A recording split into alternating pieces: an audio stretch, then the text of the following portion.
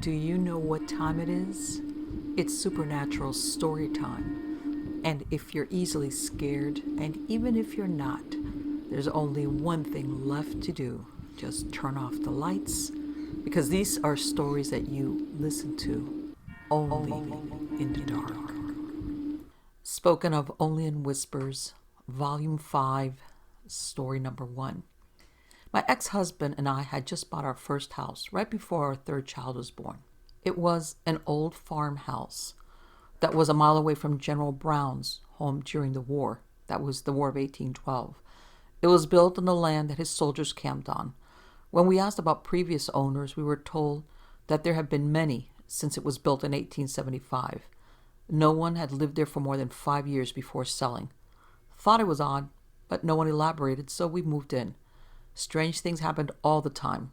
Lights flickering, dryers starting for no reason, toilet paper unraveling itself, kids' jolly jumper jumping by itself, kids talking to those men who have boo-boos. If I told them to stop it, they did. The ghosts, not the kids. Night before my scheduled C-section, my parents came to stay with me. They slept in the wood stove room by the stairs leading to our bedrooms.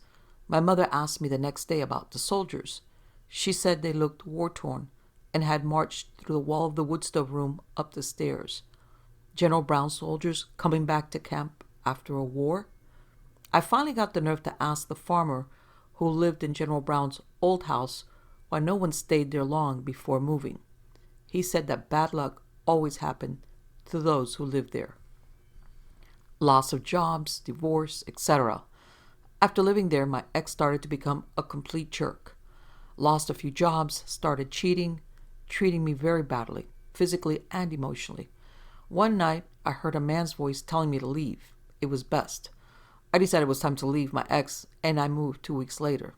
The night after I moved my stuff out of the house and unplugged all appliances in the house, my ex moved out 1 week before I did. The house caught on fire. It was deemed an electrical shortage and burnt to the ground. Maybe my soldiers were stopping the damage to any other families.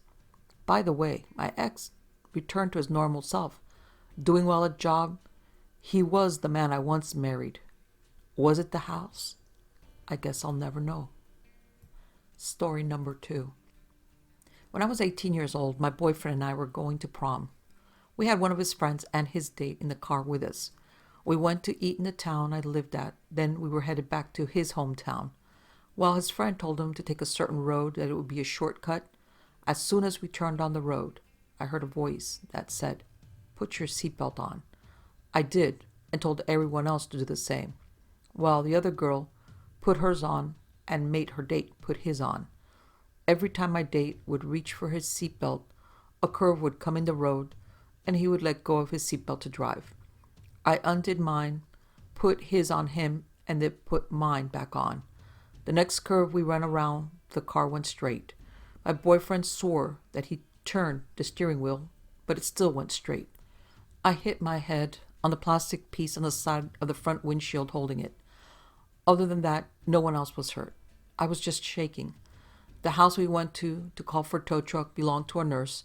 She was afraid I was going into shock. I told her it was just cold. Arkansas in May, not cold.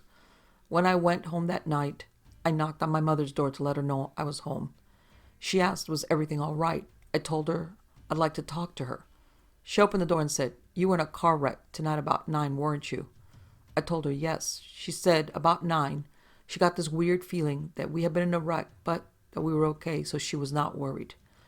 If that voice wouldn't have told me to put my seatbelt on, I would have possibly been thrown out the windshield because of how hard we hit the ditch, then went into the field.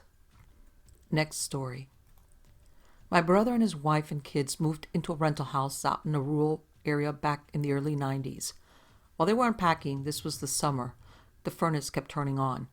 They also kept hearing a voice coming through the vents and thought the kids were outside yelling, but the kids were playing quietly.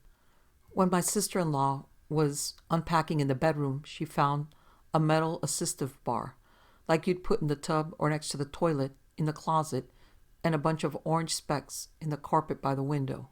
She said it creeped her out for some reason.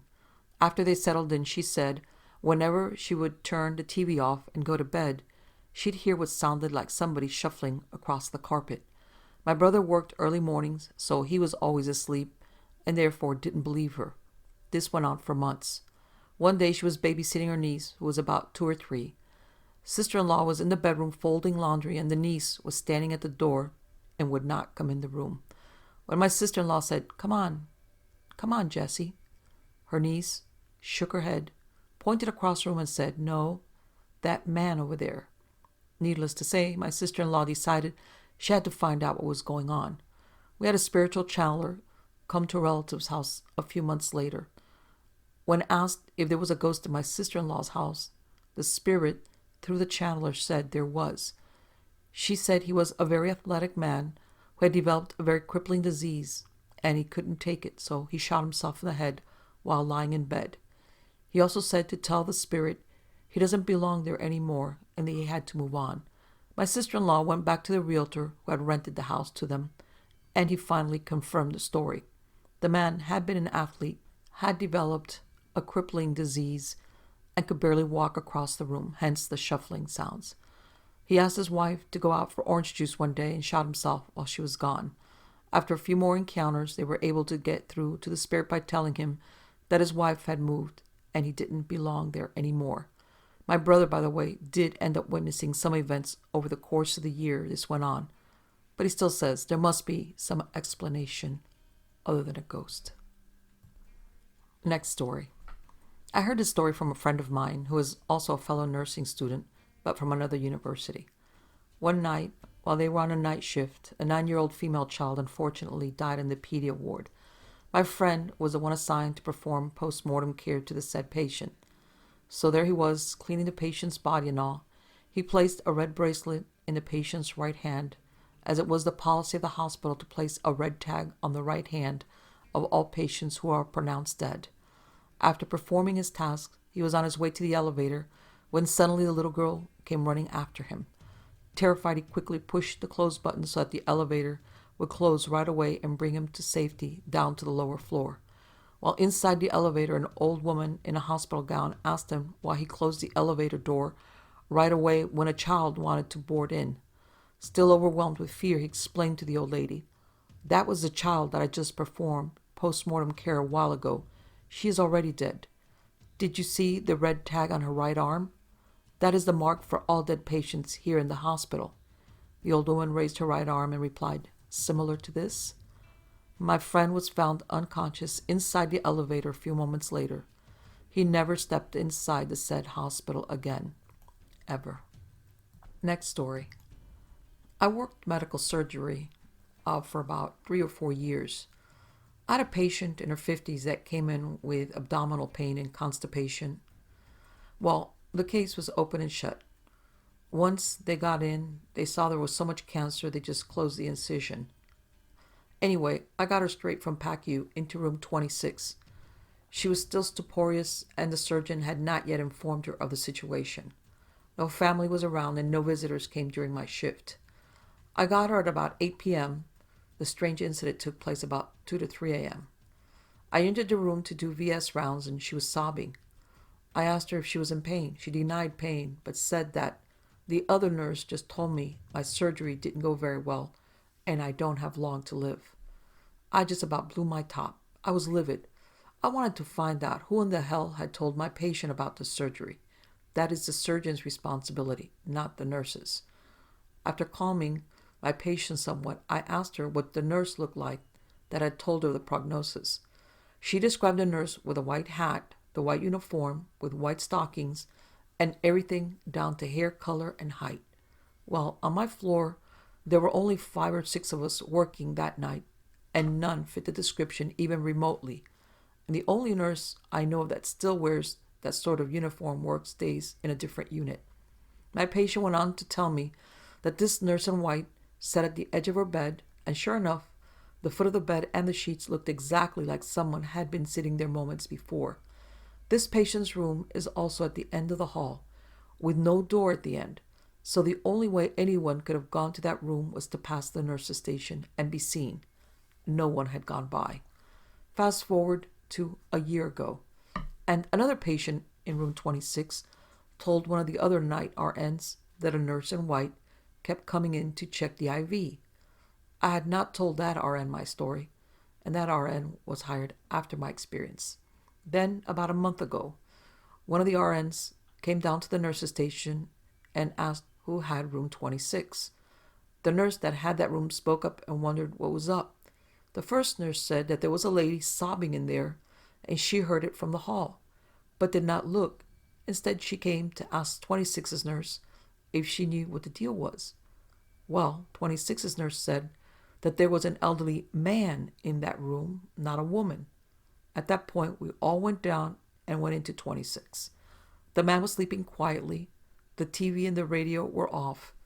And when we awoke the man, he denied pain, so I doubt he was whimpering in his sleep, certainly not sobbing, as the first nurse heard. So, this is 3 separate weird happenings in one room, all experienced by 3 separate nurses that were previously unaware of the other instances. Kind of prickles the hair on the back of my neck, just thinking back on it all. Next story. While I was doing my training, I worked as a nurse's aide at a center for children with mental and physical disabilities. I was told a story one night by a shift nurse who had worked with a nurse who had been at the center for years. St. Helens, this is a fake name, originally started life as a TB sanatorium. St. Helens is an impressive old brick building nestled into a park-like expanse of nature, and to this day remains run by the Catholic Church. It was built several kilometers outside of the city limits to prevent the spread of any type of devastating disease. On many of the walls of the current center hangs photos of a bygone era prior to the invention of streptomycin, of nursing sisters in full habits tending to patients in iron lungs or taking the stronger patients into the good air of the Canadian prairies as a form of treatment. From what I understand, when a person was diagnosed with TB in those days, they were required by law to receive treatment in the sanatorium, which meant several months, if not years, of confinement, in many cases against the patient's will. Some patients, unhappy with their involuntary admission, would attempt to escape back to the city and to their loved ones. The sisters at St. Helens attempted to dissuade such actions by doing an hourly round of the perimeter of the grounds to search for patients or any sign of patients attempting to escape. After the revolutionary discovery of streptomycin, the number of patients with TB dropped significantly and sanatoriums rapidly became obsolete. As a result, St. Helens was facing closure due to declining number of patients. The Catholic Church managed to identify a need in the community for a center for the care of children suffering from severe mental and physical disabilities. As the population of the patients in the center had changed, the need to carry out an hourly round of the grounds ceased to exist. Over the years, the number of nursing sisters declined, and nurses' aides from the public sector were brought in to fill the empty post. It was at this time the nurse who told this tale began working at the center. Shortly after she started working at St. Helens, the new nurse had a disturbing encounter.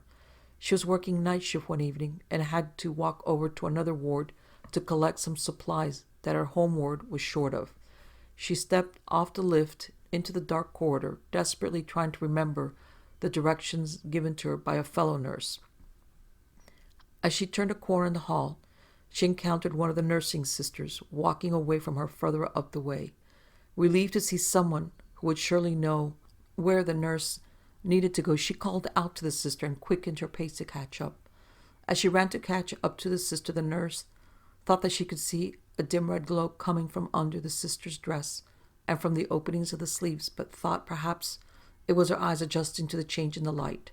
The nun never slowed or acknowledged hearing the nurse's call and soon turned a corner.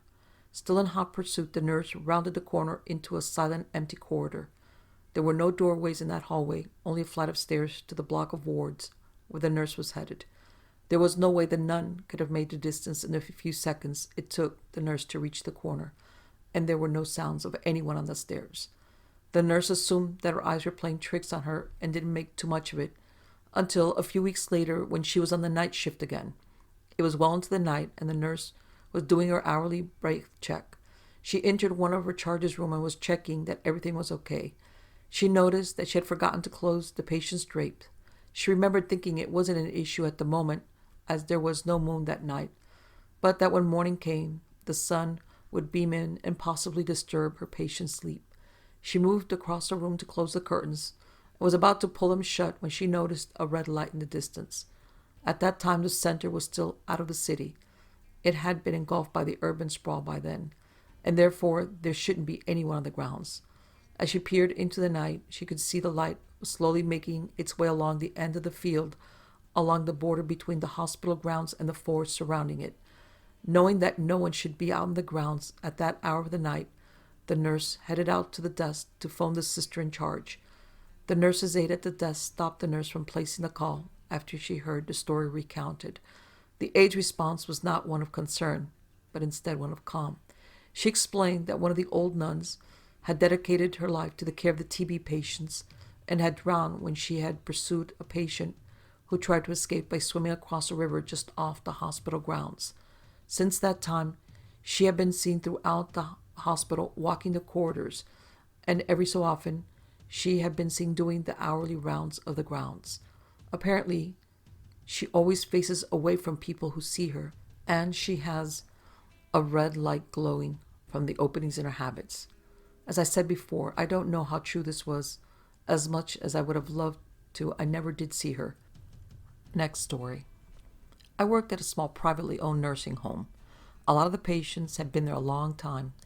Naturally, I was silly enough to take the night shift for 2 weeks right out of school to cover the night nurse who was ill.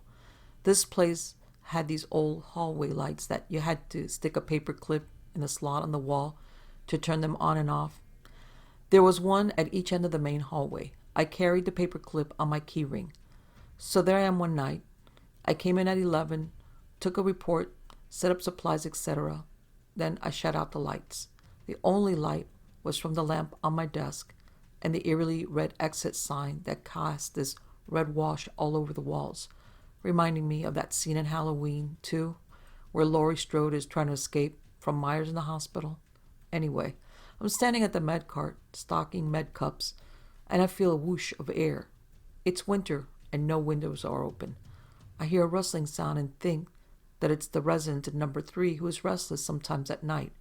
His room is about 6 feet from the med cart. Now, being the brave nurse I am, I decide to check to make sure he's not trying to get out of bed. I go over to his room and find that he's sound asleep. I do a bed check, and everyone is sleeping and accounted for. The CNA is in the TV room doing flow sheets. I continue on with stocking. A little while later, I hear the noise again, and this time see a figure out of my peripheral vision. They say spirits present themselves in your peripheral vision. Pass by me into room 3. This time, I'm not so brave. I took the CNA in with me, who's thinking that I'm nuts. We crept into the room and found the patient sitting up in bed having a conversation with someone who isn't in the room. When I asked him who he was talking to, he tells me the man who's sitting in the chair in the corner. Naturally, there's no one in the chair. The aide and I settle him down and leave the room. At the report the next morning, I'm telling the nurse about what happened. Before I could say who the patient was talking to, she said, "The man sitting in the chair in the corner, right?" Creepy. Later, I talked to the usual night nurse, who said it happened all the time when she was on. More than one patient had the same experience. I never did get the name of the mysterious man in the corner. In any case, that was the end of my night shift stint. P.S. Those stupid lights in the hall used to flicker on and off all the time. Maybe it was the man in the corner, or just old electrical wiring. And on second thought, just ask yourself, have you ever gotten locked in a basement supply closet when you are the only one with a key? Next story. I live just north of Boston. About 3 miles from me in Danvers, Massachusetts, there's an old state hospital with a very, very lengthy history. It was built in the late 1800s as a mental hospital that housed patients with every mental illness you can imagine. Unfortunately, a lot of the patients were teenagers whose parents dumped them there with failure to socialize and silly things like that. Most likely, they were just teenagers. They began doing lobotomies, shock therapy, and water therapy, along with some procedures that were not even remotely acceptable. We all know what mental health was like in the 1900s, non-existent. There was a lot of abuse that went on there. If you looked at a picture of Danvers State from the air, it looks like a bat. The wards that were furthest away from the main building housed the extreme patients. I've heard more creepy stories from nurses who worked there, including my dad, who trained there in nursing school in '74. It closed in '86 and remained empty and in disrepair until about 2006. Kids used to party up there, and there were a few incidents of cult worship going on there too. Anyway, first story. Danvers State was heavily patrolled and guarded since the early '90s. I can't say how I was able to go up there, but I did with two other people. It's a sprawling place on many acres of farmland. It was a self-contained city, had its own everything. I had been wanting to see it up close for years, and I finally got the chance. We parked in front of the main entrance. I got out of the car and walked up the front door. It was sort of open, so we pushed it open all the way. I saw a long corridor with the creepiest wheelchair I have ever seen. I suddenly had the most intense feeling of dread come over me. I felt like I was rooted to the ground. I heard a voice say, "Get out." You can bet my butt was back in that car as fast as my legs would carry me. I refused to go in and look around, which I get razzed about all the time because all kids that grew up around here try to get into Danvers State. I went to work the day after and was getting sheets out of the linen closet. It's not uncommon to have sheets marked with area hospital names on them. They come back with the patients. I pulled out a sheet and take it in to make a bed. I flip it open, and don't you know, it has "Property of Danvers State" printed on it. I put it in a bio bag and threw it out with the hazmat. I had a patient who was at Danvers State until 1986 when they closed. She never left the nursing home I worked out of for fear we would send her back. She would flip if you tried to send her to the doc or for tests or what have you. The only time she went out of the building was the day she died. When it closed in 1986, a lot of patients were just released with no place to go. Courtesy of budget cuts, a lot of them just kind of migrated back there and lived together until they were forced out. There's a lot of info on it. And in 2004, a movie was filmed there called Session 9. By 2006, the infamous Danvers State Hospital had been converted into luxury apartments. Next story. I used to work as an aide in this really old hospital. I had two separate spooky events that happened in my shift. The first one was when I was doing my rounds, and I kind of glanced at the other end of the hallway. Since our nurse's station is like in the middle, I saw an old lady in white, patient uniform, walking bare feet in the hallway, as if she was looking for somebody. I was going to wait for her to approach me, but she disappeared when she passed on the other side of the hallway. I came to look for her, and I didn't see her pass by me. I then walked around in the hallway to make sure she was okay. My co-worker said they didn't see anybody walk in front of them. I said, "How could this be? It's one of the patients." The nurses just looked at me and didn't say anything. All my patients were accounted for, but oh well. I didn't say anything anymore, but it gave me a creepy feeling. On another occasion, when I was emptying the patient's foley, I went to my post-op patient's room since she was sleeping. I didn't want to wake her up, so I left the light off. I emptied her foley bag and went into the bathroom before turning on the light switch so I could measure her urine output. And then I felt a slight brush of wind pass by me, and I heard a faint muffled whisper in my ears. I knew it wasn't my patient. I must have dropped a urinal on the floor, then I ran out of the room. I didn't know how I got in the nurse's station, and my coworker said I looked really scared, like duh. After that, I prayed and hoped that none of that will happen again on my night shift. Some patients told me a lot of stuff they saw at night, like they see an old man sitting in the chair, the old white lady going into their bathroom and not coming back out. I try to ignore it, but honestly, I felt it too. Next story. I was working in a new hospital, having recently returned home. I was a very inexperienced staff nurse at the time, having only qualified a couple of months before. At the time, you could work on the bank as a newly qualified. This was what I was doing. I was looking after 2 bays and 2 side rooms, so I had 14 patients in all. One of whom was dying and sadly was being nursed in the bay, as we had no side rooms available to give her the privacy that should have been afforded to her. It was coming up to the end of my shift, and I sat at the nurse's station completing my documentation for the shift. I looked up and saw an elderly gentleman walk up towards one of the bays I was looking after. Thinking I should probably go and check how the lady was doing, I went into the bay only to be met by a healthcare assistant coming out from behind the curtains to get me. The lady had just passed away. We stayed on to help perform last offices while packing up her things. I took a photo out of the locker. Upon commenting, "Oh, that's her husband," the HCA said she used to talk about him often and had missed him greatly since he died. Yep, that was the man I had seen walking up the corridor. I guess he was coming to get his wife. On another occasion, I was working in a hematology unit for 6 months. We had a patient who we looked after for months, but sadly she died. I was assisting another nurse with last offices, and just as we were about to wrap her in the sheet, I commented, "I wonder whether Rita is here watching."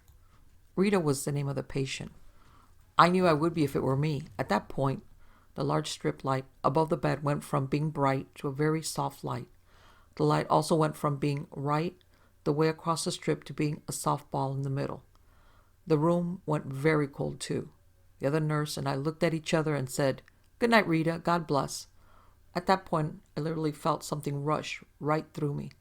The window was behind me, if that has anything to do with it. I kind of think it does. The light went back to normal and the temperature came back up. The other nurse was a little spooked by this, to say the least.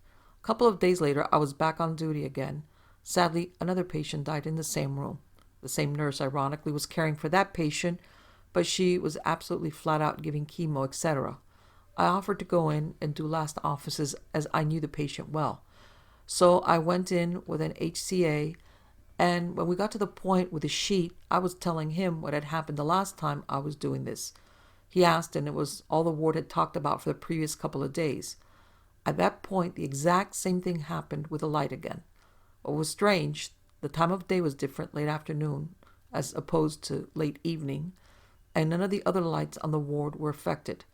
And when I asked the patient who next went in that room whether she had any problems with her light, the answer was always no.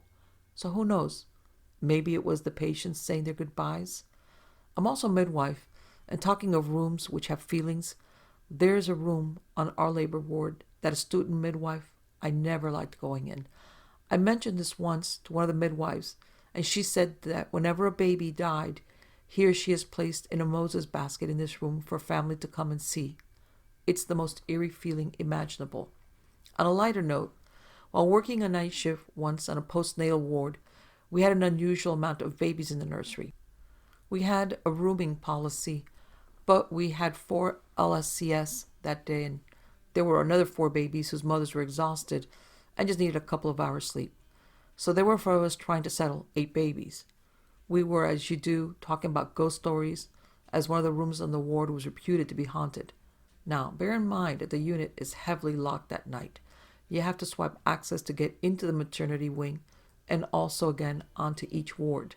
So unless the intercom goes off, people can only get in with a swipe card, of which your card has to be specifically activated to work.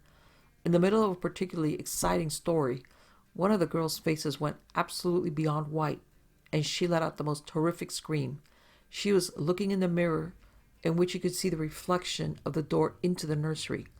When we looked at the door, we could see the figure of a man of whom nobody knew.